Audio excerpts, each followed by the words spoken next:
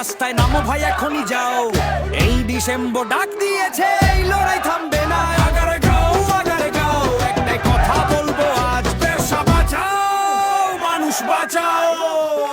দোকানে তালা পেটে আগুন, ঘামে ভেজা হাত, ট্যাক্সের বোঝা ঘাড়ে চাপে, কে শোনে আমাদের কথা আজ?